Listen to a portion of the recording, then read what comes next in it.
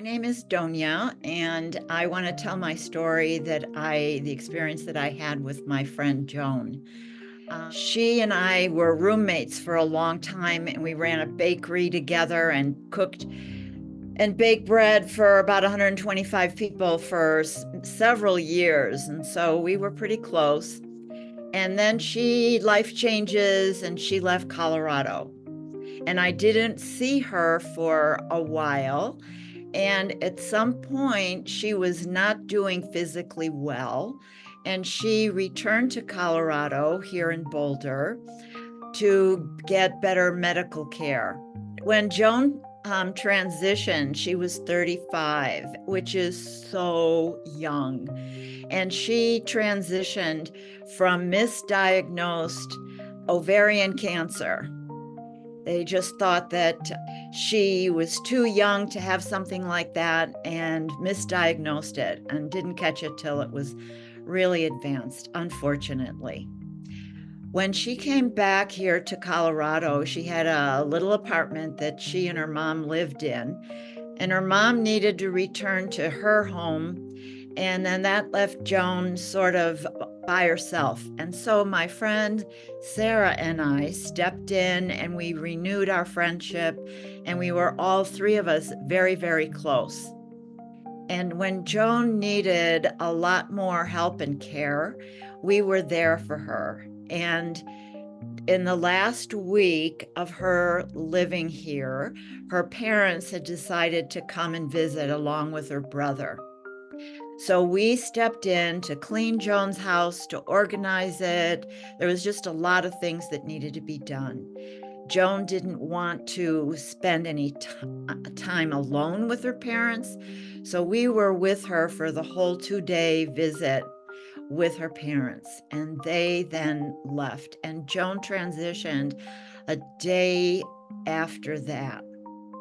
On the day that Joan passed, my friend Sarah was there already in the morning, and the hospice worker was there.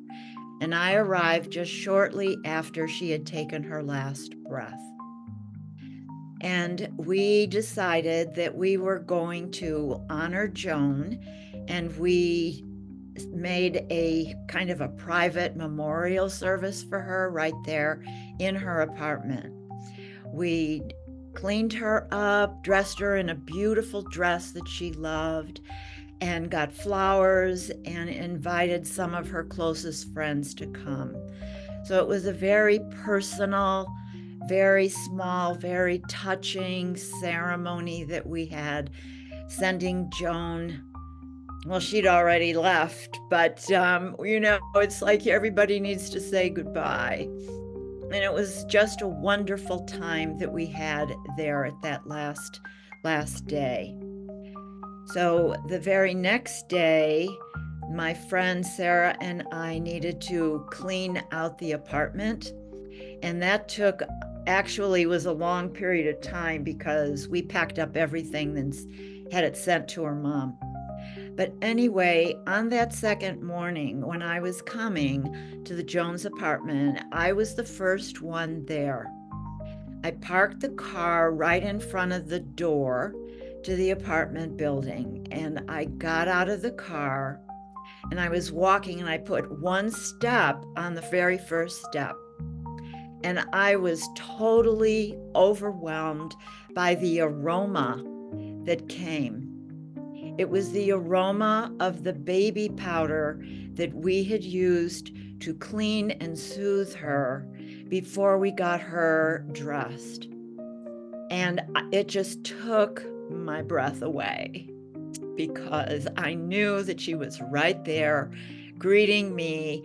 And because I had been, even though I'm really in tune with the reincarnation, it was wondering, like, how are you doing? Are you okay? And even so silly, is there anything that Sarah and I need to do here? And it was just that aroma just stayed, and I just sat on the stoop and just sat there. And when Sarah arrived, that disappeared. It just went off into the ethers, and Sarah and I sat there and just shared a lot about how we were feeling with Joan's passing, because she was definitely a very, very dear friend of the both of us. That's my story. It's like I know people get feathers, coins, and I felt like my story was a little different because it was an aroma, and so I wanted to share that.